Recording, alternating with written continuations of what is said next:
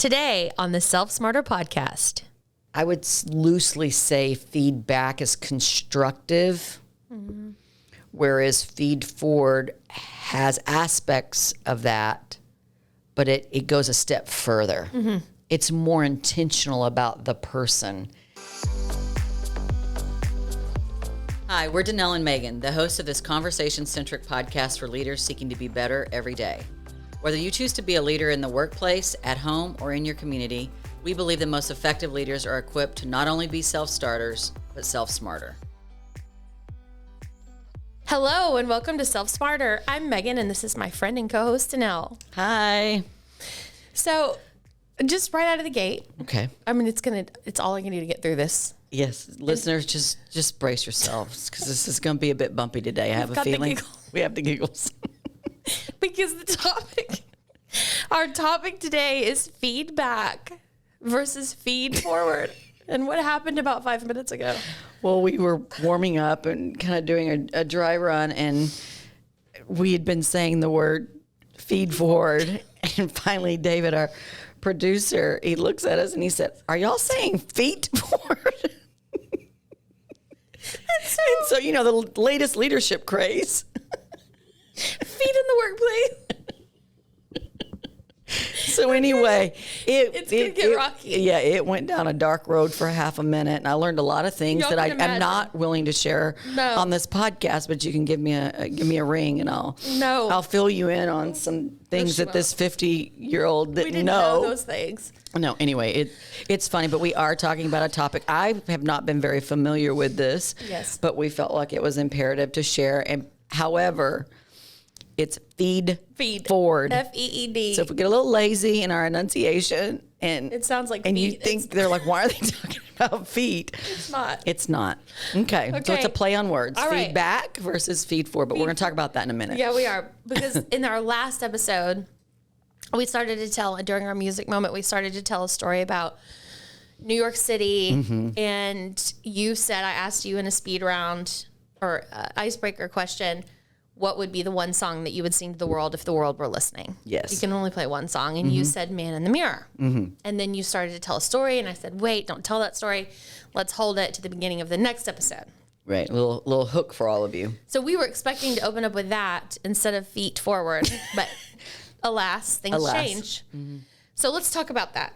Okay. So we had seen y'all, if y'all listened to, I don't know the episode. I should have probably looked at that. But it was an episode where Danelle surprised me with tickets to see MJ the musical in New York City with the Tony Award winning cast. Yes. Couldn't believe it. Still can't get over it. One of the most incredible shows I've ever seen. Incredible. Yeah. Yeah.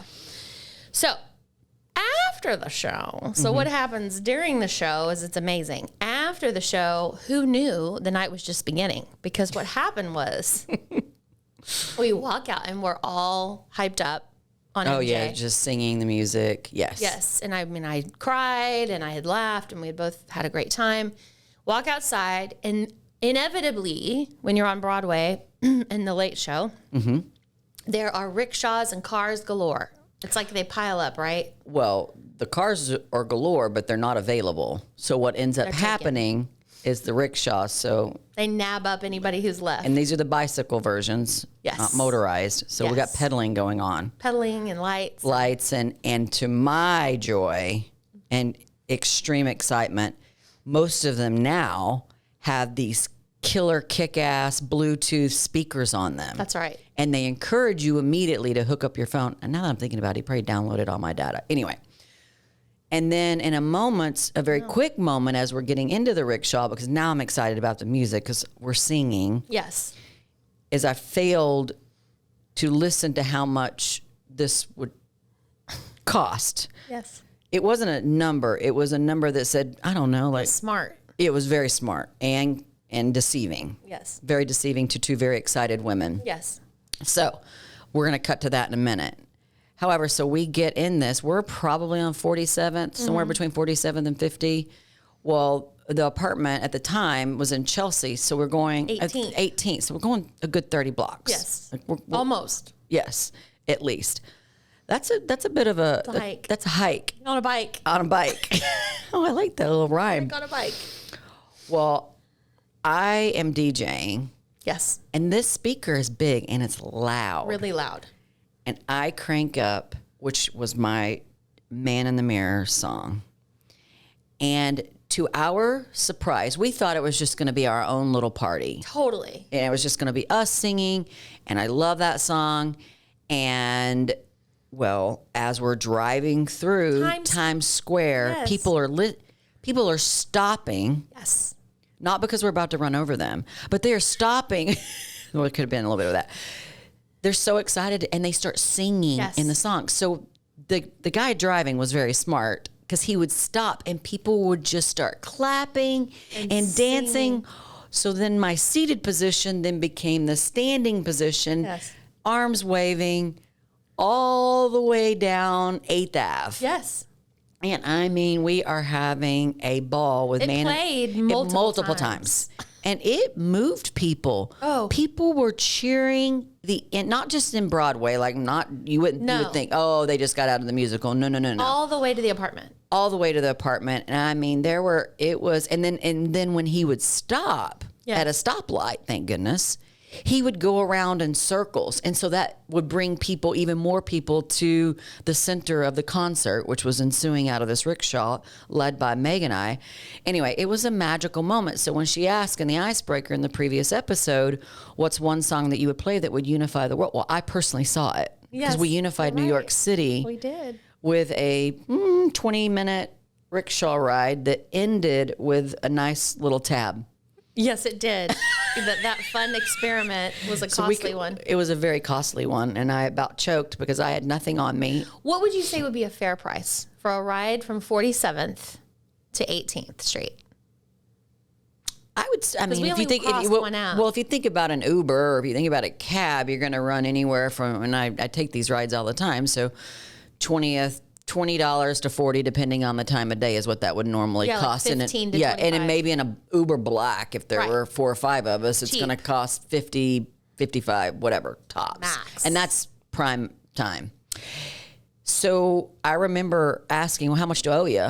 Yeah. And I'm getting out my credit card. Right. And he says that would be it was like $278. Yes. $278. And then he expected a tip. Yes. Which he earned the tip. He did earn the tip. But when he said that, I think you said, what? And then I looked at him and shrugged my shoulders and was like, I don't have that much cash. I said, I was like, you're kidding. Yes. Anyway, we didn't have the money. I didn't have anything on me. And then Meg ends up having to Venmo him. I mean, I guess he was I don't know what we were going to do, how we were going to run that. Venmo saved the day. Anyway, it might have been Zelle, but still. The point being is that I want to be like, you take crypto? Just kidding. Anyway, it was a very interesting journey and so just anyway, if you haven't listened to the song in a while, give it a listen. Yes. Because it's really one of the most beautiful songs, and it should be Person in the Mirror. So yeah. But anyway, it's magical, and that was a magical experience until that tab came. That's right. It was. But we got over it quick. We did. We got over it, and we're still talking about it. So it was memorable. We wanted to share it with all of you. All right. Go listen to that song and then come right back after this advertisement. Hey, Self Smarter listeners. There's something I've been hearing lately from our podcast community that I want to make clear. While our business was founded to serve fresh food companies, let me assure you, DME Solutions is a marketing agency that can help any business fulfill your marketing needs. We do necessary work like competitive assessments to help you gauge the marketing landscape of what they're doing versus what you could be doing. We do social media assessments to tell you how well you're doing when reaching your target audiences, and we give you a playbook for how to proceed forward. We can help you with public relations plans that will elevate your company news to the right publications and media outlets when it matters. We can do copywriting, photography, company videos, you name it. If it's marketing, we can do it for you. How can we help your business? Let me know and connect with me at info@dma-solutions.com. Okay, D, let's talk about feedback versus feed forward. Okay. And what I'd like to start with is why this topic is important. So we are conditioned to talk about, we know that feedback is important. And as leaders, I believe that we're conditioned to give feedback one way. Okay. It really takes some creativity to think about a different way to do it. we aren't diminishing the importance of feedback. Oh. But recently I've been, and you have talked about it, noticing articles directed at business leaders stressing the importance of feed forward. I want to say there's one out there. It's always Harvard Business Review. When in doubt, check Harvard HBR. There's other people that talk about it, but I just did a quick search for feed forward. It is out there, but it's not rampant. Yeah, so it's a rising. Yes. Yeah. Yes. And today we're just going to talk a little bit more about it so that if you hear it, you're aware of it, and we're going to compare and contrast it. Feedback to feed forward. Yes, we're going to do that. Tell us some more about it, Dee. Well, let's just start with feedback. I mean, we all know what that is. It's a traditional way leaders provide information to people, often with organizations, to shine a light on what could be improved. Typically, when someone's like, I'm going to give you some feedback, sometimes it's positive, but traditionally it's been, here's something, a way to make that better. Here's a different way to think about something. You know, I'm going to give you some feedback. You need to stop doing that. It could be any versions of that. So that's what we're accustomed to. And then when we started to see this articles on using the word feed forward and sort of, you know, this starting to arise, we looked it up. And here's what I would call the sterile version from Oxford Dictionary, is that feed forward, the definition being, feed forward is the modification or control of a process using its anticipated results or effects. We included that because that's what you're going to find if you actually look up the definition. I don't find that to be effective at all. And that literally, if that's what every definition would have presented to us as we were doing the research, mainly you, we would have skipped this topic, because I personally don't think that makes a lot of sense. But LinkedIn describes it this way, and this is what really kind of got our engines turning, is that feedback is focused on past actions, while feed forward targets what employees should do in the future. And leadership has provided a pivotal role in implementing these strategies in the corporate world. The leader is always close to the team member, connecting management and workers on the front line. So what, again, reading that last half of the definition, is it's a way to connect with people on a different level. And so sometimes feedback, I would loosely say feedback is constructive, whereas feed forward has aspects of that, but it goes a step further. It's more intentional about the person. And so that's in the way that Meg has crafted this episode, is being able to contrast the two. So if feedback is the traditional way, then to me, the more current, would you consider this future-oriented. A future-oriented approach that we can use as leaders, and we found this to be extremely helpful. So we want to share it with you and show you the differences so that you can use this emerging, whether you use the word or not. I don't know that anytime soon we're going to walk up to somebody and like to say, I give you like some feed forward, because they may think you're saying feet, and then they're not going to know what the hell you're talking about. Right. But what I really hope that you will take away from this, as did Meg and I, is the approach. And it's just the traditional way to do things. It's a positive way to engage with someone. And so I find that to be, extremely helpful. And that's why we're doing this episode. Perfect. Okay. Do you want me to start with the first one, the first example? Okay. So traditional way feedback typically affirms what the person likely already knows. And so I crafted just an easy example. I mean, you could turn this so many different ways, but just an easy example of affirmation of what the person might already know is an example. You're really great at managing events, or you're really great at I'm doing a positive version first. Okay. You're really good at this, right? A feed forward approach to this would encourage them to pass on the talent. Okay. Reteach and help spread almost so it just goes viral, right? Okay. So for example, you could say you're gifted at managing events and your checklists are stellar. So now we're going a little deeper. Why you're so good at the events. Perhaps you consider hosting a training session on creating checklists with the team. So asking them to, let's pare down what's happened. Let's pare down specifically why that is. And then let's talk about a way for you to regenerate the idea to somebody else. Okay. So a version of that where you're encouraging someone or you're providing some input to someone where there's work to be done. Yep. So the traditional way and with feedback, again, if we're talking about this is something they likely already know. An example of that would be, Megan, I've noticed that you've been late to meetings. Yes. So what would be the feed forward approach to that? You know already that you've been late a few times. Mm-hmm. Yeah. So as the leader, I would say, you've been late to meetings. Mm-hmm. I've noticed this lately. What's the reason for that? Because you don't know if it's because I've got flat tires on my way to the meeting or because I don't have a watch that works or whatever, you know what I mean? Yeah. But you drill down into the reason to understand that. And then what are some things that we can do to get you there on time? Yeah, because what I would say is if the antidote to the feedback in this particular instance is that we want you to share. So I'd really like for you to watch this podcast or watch this, whatever, read this article on timeliness and the importance of it as a leader. And I know you desire to be a respected leader in this organization. Yes.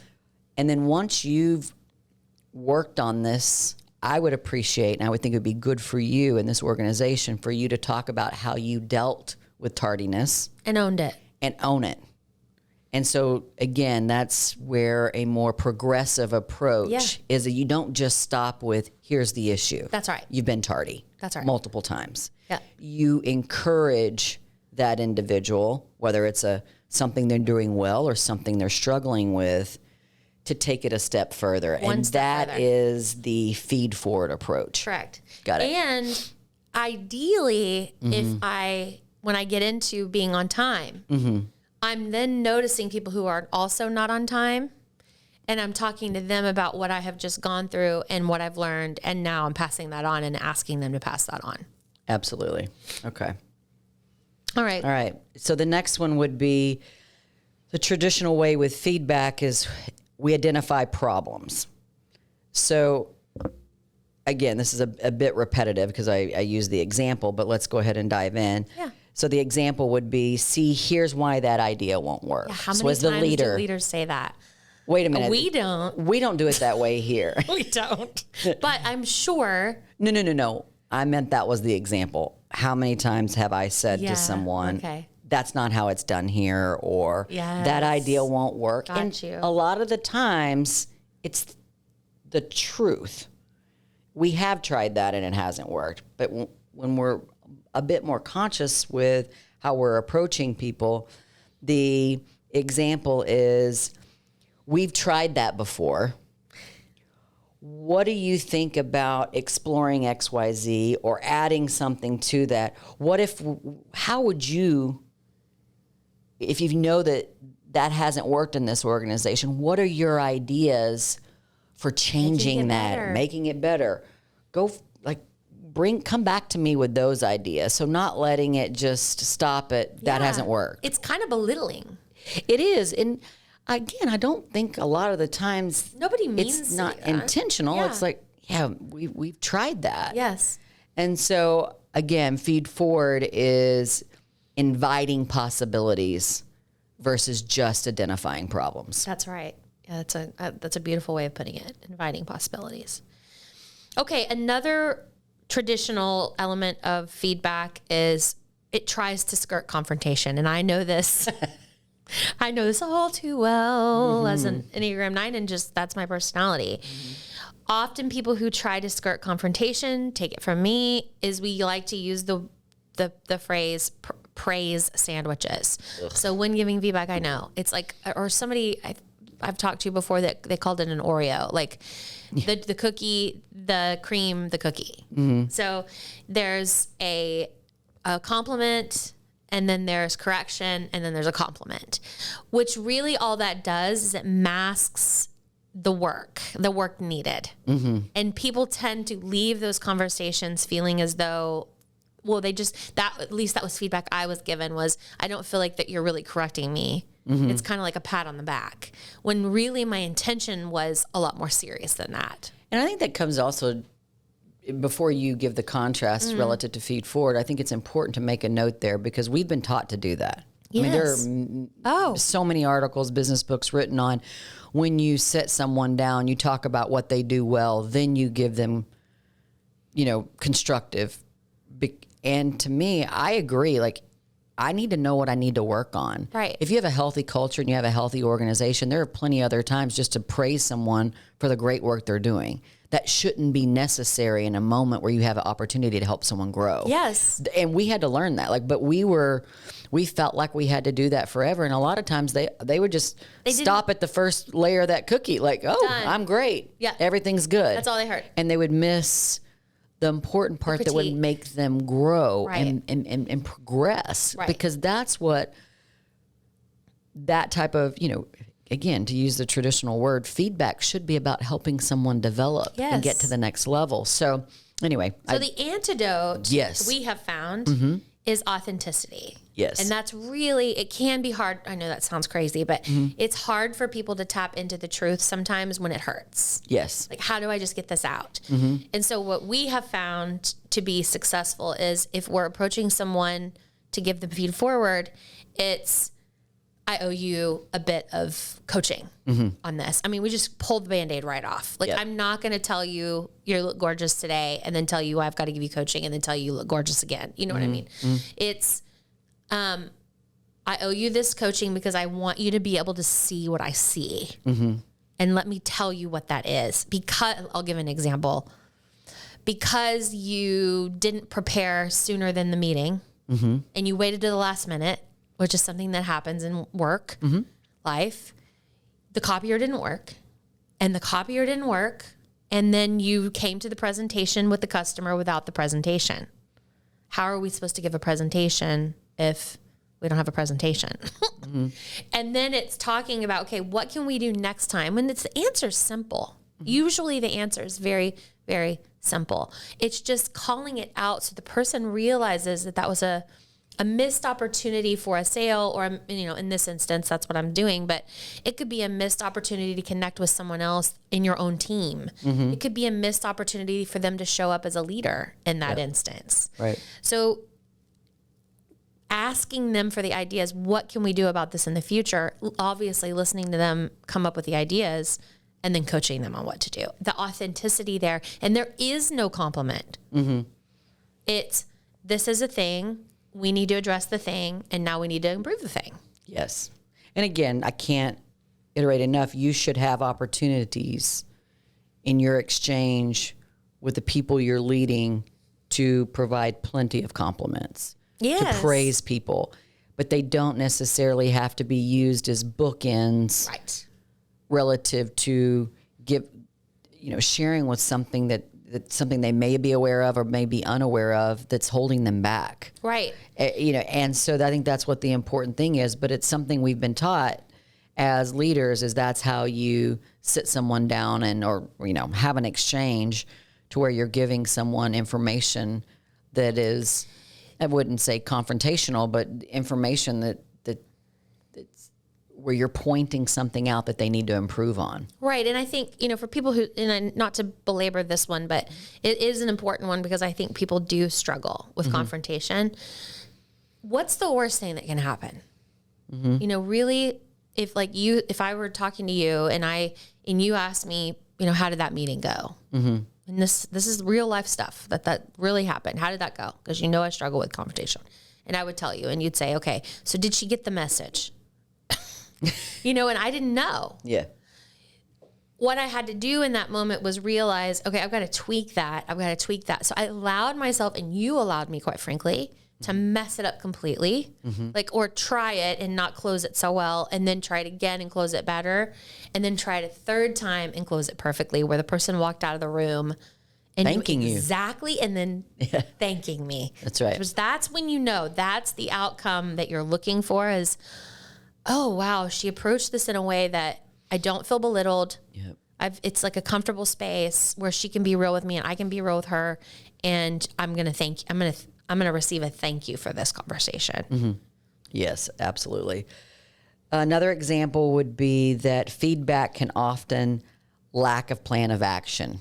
It can be a bit abrupt. Yeah. And I know I've definitely been guilty of this. So an example would be, we must improve our accounting processes, and my expectation is that all of you or you are going to get this done. Yeah. Just get it done. Mic drop. Yeah. Bye. Bye. It's over. So a feed forward approach would be that you state that so it has an impact. You're looking for impact, not just stating the thing. Right. Right? Not stating in this instance, which would be a problem. Our accounting processes aren't where they need to be. And so an example would be, something we should focus on is the improvement of our accounting processes. Let's work together to produce a step-by-step plan to outline how we might make some changes. Another step, and we don't have that necessarily in our example here, but another step to that, if you're looking for impact, what I have found, and I didn't know I was being feed forward in this way, but what I have found when I'm looking to not just state what needs to be done is to talk about and remind again why it's important. Yes. We fail to do that. Yes. Because sometimes we have already said why it's important. Sometimes you think everyone should already know that. But we cannot emphasize the why behind direction, behind vision, most of the things we do in the leadership capacity.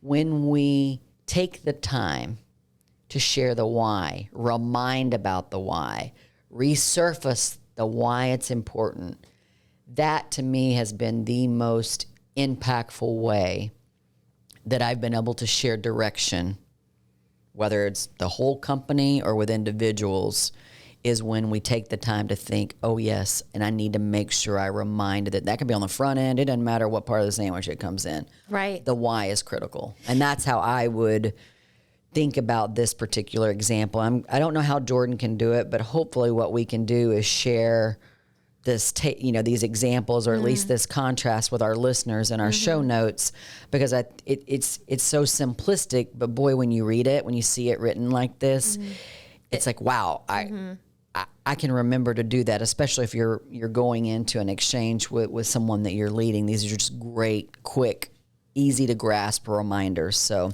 one of the things I love about this one has impact, like conjure up impact, is, to your point, the wrap. It's a missed opportunity for so many leaders. And it's really our job as leaders to make sure that it happens at the end of a meeting or a conversation or whatever. Here, let me give you my wrap. The wrap is, this is what we decided. This is what our action items are. This is what your action items are. And here's when we're going to reconvene on the thing. It's like lawyers. If you think about a trial, the closing argument. Here you are, you have sat through as a juror or whomever. It's just human nature. Psychologically, we hear the data, we take in the data, and we just waltz on out if there's not anyone willing to step up and do the closing argument. The closing argument puts a bow around it and compels you to move in a certain direction. It reminds you of why this is important. In the first place, yes. And sometimes it's the nudge we need to make the difference. It really is. And that comes, and again, I think it comes from a place sometimes as leaders, as we've already said that. And we just want to say, here's what needs to get taken care of. Right. Here's what needs to change. Here's what needs to be better. Yep. Here's what needs to happen. And we can overlook the critical important step, and it's usually so simplistic of why this is important. Right. And it's not, one of our favorite sayings, and something I worked really hard to get rid of as a parent, is because I said so. Yeah. Well, but leaders can be just as guilty. For sure. Obviously, we're leaders in our household if we're choosing to be with as parents, but because I said so doesn't work usually in the household, and nor does it usually work. Especially not with Gen Z. No. So heed our warning, young parents. Yes. But it doesn't work in the workplace either. No. And I've learned that firsthand. So yeah, that's a good one. So, and if you forget to do the wrap at the end of a conversation when you're giving feed forward, or leading people, there's always a chance for follow-up. Always a chance for follow-up. And that can come in the form of, it doesn't necessarily have to be, oh, I forgot to say. Yeah. It can be, thank you Just for a wrap. paying attention. Or no, just thank you for paying attention today. Thank you for hearing me.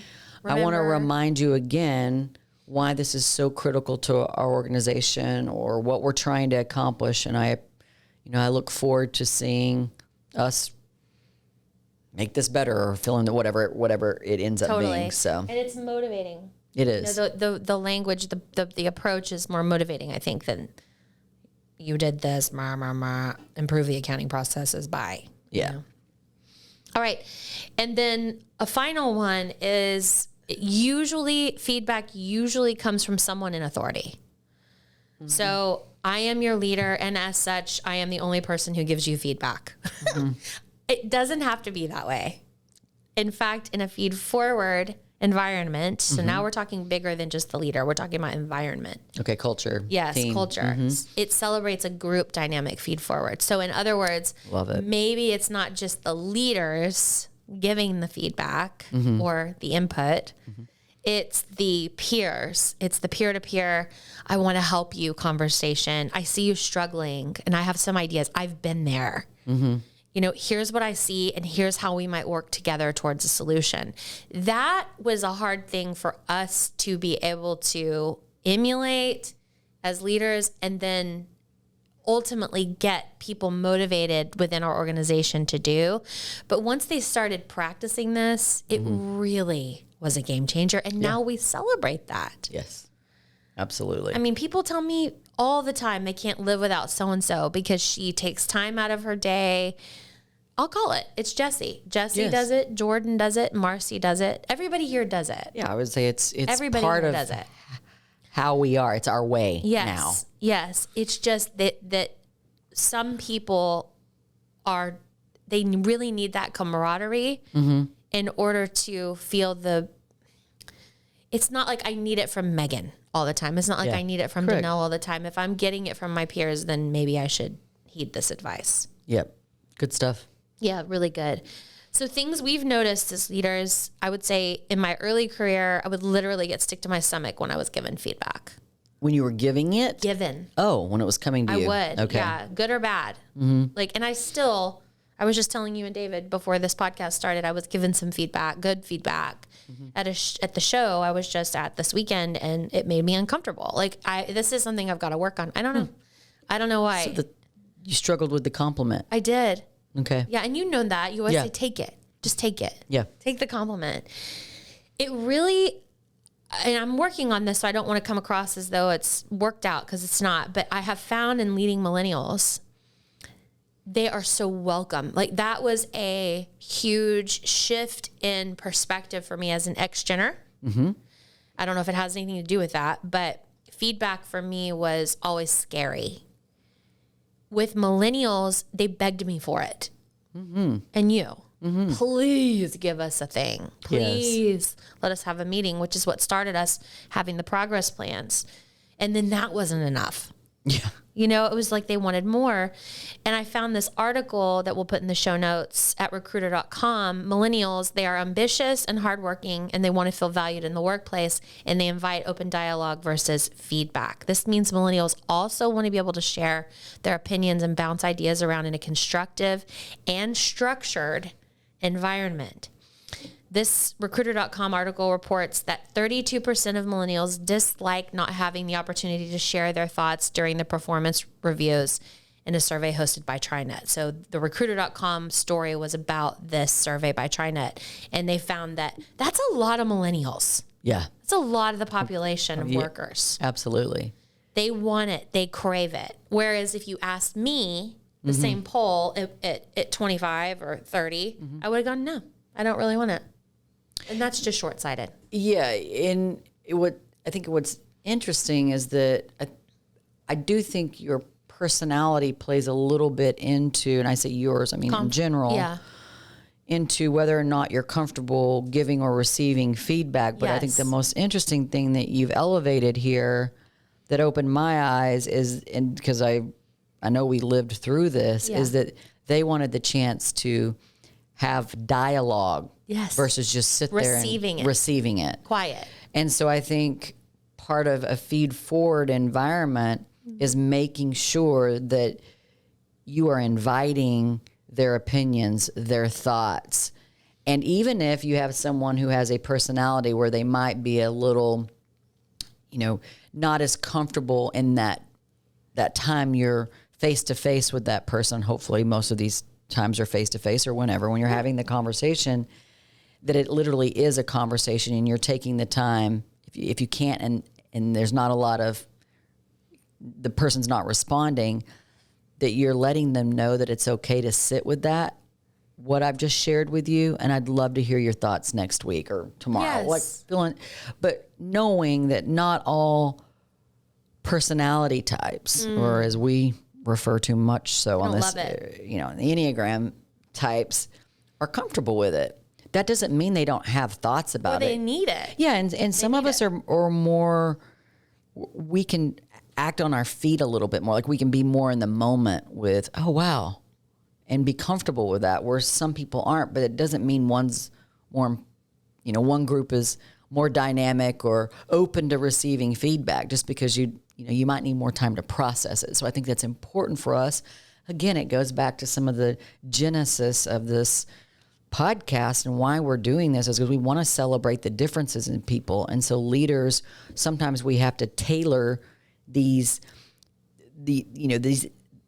way that we're showing up for people, or the way that we're providing, in this case, information to make someone better. Yep. We have to be conscious of what is okay for that person. Yeah. You don't know that if you haven't invested in learning about the people that you're leading. So I think that's critical. And it's, you mentioned millennials, and I think we've paid so much attention to millennials through the years. And meanwhile, we have this, the contrast between millennials and Gen Z.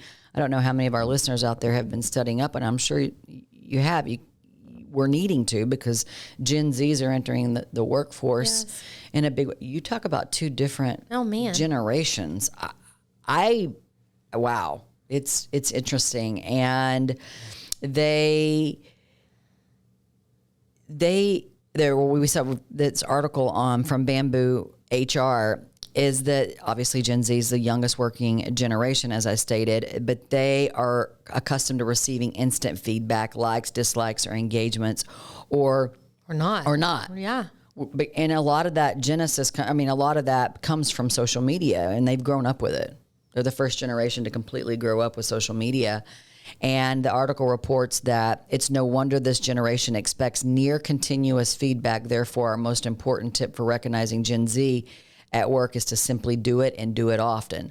So the millennials set the course for wanting it on a regular basis, and now Gen Z's put the accelerator down on this particular thing, continuously. Yeah.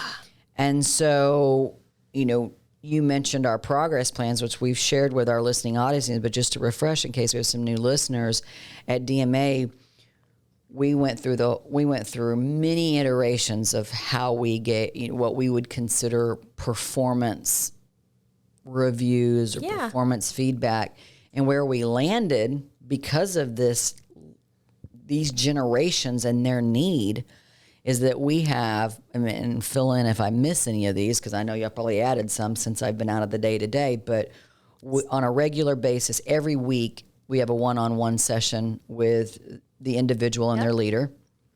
We have progress plans, which once a quarter. When you get to a certain role in the organization, it goes to development plans. Correct. It just depends, and that's usually someone with more tenure in the organization. We also have every month, every single person meets with Hannah, our director of people, for what we call a CTI meeting, which is continuing to improve. And we also do anonymous surveys for our organization so that we can take pulses. And I think if you've listened, you hear us talk about, we use a software called Tiny Pulse, but that seems like a lot. Mm-hmm. And it is a lot. And if you would have told me that was going to be necessary 10, 12 years ago, I'd have laughed. I'm like, well, when the hell are we going to get some work done around here? All we're doing is talking.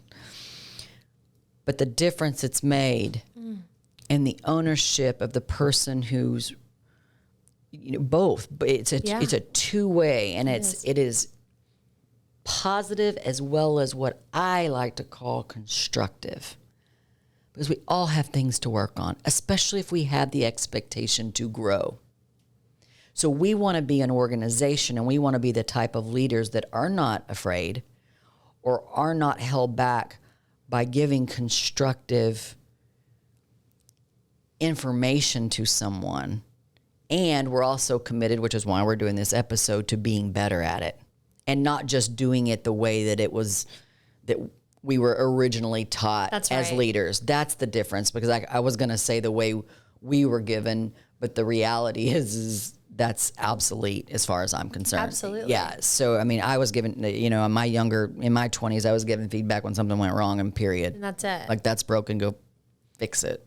So, we've come a long way, but I also thought, when Meg pitched this idea, I didn't really understand the dynamics. But now that I think about this, what this episode is about and what we're sharing is literally just evolving our thought process and almost adding more value. Yes. And that's the difference between, in my opinion, feedback and feed forward. Just a little extra. A little is relative, but it's rethinking how we want them to feel and the actions we want them to take. That's right. And if it's truly about improvement, then it's not a directive, it's an invitation. Yeah. And that's the difference. Yeah. Do you have any parting advice for leaders that are listening to this that are still thinking about feedback versus feed forward? I mean, I would, no different than what we did when and we're in the process of really still grasping this concept, is, first of all, I think you have to take a look at how you're doing it now. Now, that could be your own personal reflection, but what I would recommend is sitting down with someone, and hopefully you trust the people in the organization that you lead. Ask them, how was that? And maybe share this episode and let them give you their opinions. If you're the one providing the traditional feedback, how you can progress that towards feed forward. Again, I think you can do a lot of it on your own self-awareness, but then inviting someone else, I think, is important. And then I think, too, as you begin to practice this more, is to observe how quickly the things you're working on, and again, I'm going to use the word improve. Yeah. Because essentially that's most of the time where feedback and feed forward direction comes from. So, and then we're big fans of it. Ask your team, ask the people you're leading, how's it going? If you do, try to shape that. And I think it's important that we ask our teams, especially since the majority of our workplace today is being made up of millennials and now Gen Z. You can choose not to do it, but I think you're going to find yourself in a position to where it's going to be difficult to lead this rising group. And again, not that only those are the only generations that benefit, but I think that making sure that you're pulsing people is critically important, because guess what? We're not only the ones that should be giving the feed forward exchange, or you're leading that feed forward exchange, we should also be on the receiving end of it if we're in a position to be an effective leader. You're exactly right. Thank you. Ooh, I love it when you say that part. I know. How did that feel? When she uses the word exactly, my ears perk up. Exactly right. Thank you. I'm glad we talked about this today. And, in some of these episodes that are really tactical in nature, in terms of how you can do it differently or how you might try something new, we tend to receive really healthy feedback on these. We do. We didn't know if you like the more conversational style or the instruction style is how we refer to these. But please know, when we do these versions, and again, we've received a lot of input that and the numbers show that these are popular episodes because it's tangible and actionable. And our desire is to make sure that we're not making it too complicated. And most importantly, we're practicing it ourselves. That's right. So always practicing it ourselves. All right. Well, you know what else millennials and Gen X and boomers and Gen Z love? What else do they love? Yes. Time for music. Okay. So I thought, something we did talk about the Grammys, which at this point, that's been a month. It's been a minute. Yeah. But something we didn't talk about was Viola Davis.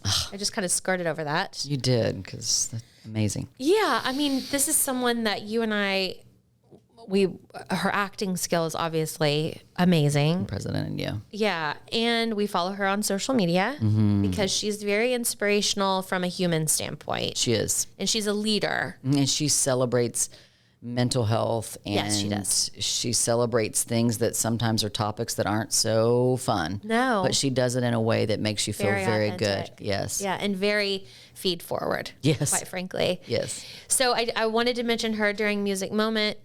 She actually won a Grammy at this last Grammy ceremony for the narration of her audiobook, Finding Me, which we have talked about doing a whole episode on, but we have not yet.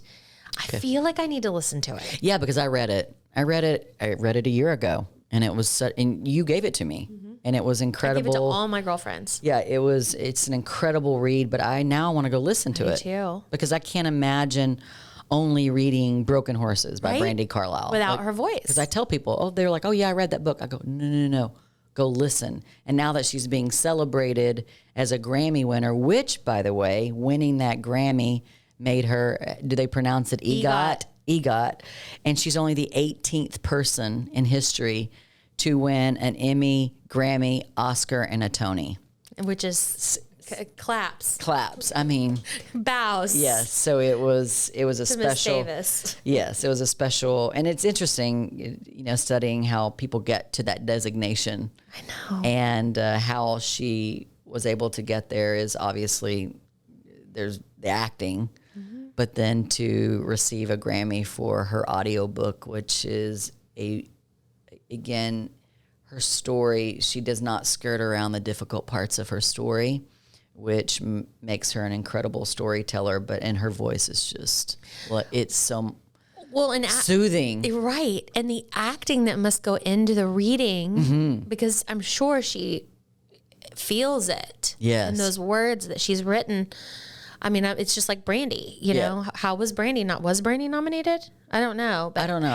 How they missed that, I don't know. But that would have been. I started thinking about, I interrupted you. Yeah. I apologize. But because I got excited, I started thinking about how could Matthew McConaughey not win for Green Lights? I know. That's one of the best. Well, I think Broken Horses is the best audiobook I've ever heard. But Green Lights is really good. Green Lights is And those came really out good. around the same time. Well, what's interesting too is I'm okay with Matthew McConaughey. Like, I have no really opinion. Good Texas boy. I know that. However, listening to that book changed my opinion on him totally. Me too. And I don't know that if I would have read that book, if I would have had the same reaction. Well, and he's got one of the most iconic voices, which is why he does the Lincoln commercials and he does the this and the that. Yes. I mean, he's got a Morgan Freeman iconic voice. So maybe Viola's next on the icon voice train with this EGOT. She should be. I know. She should be. Anyway. Not really good music, topic. but important of the arts. Absolutely. And under the guise of Grammy. So we'll take it. Yes.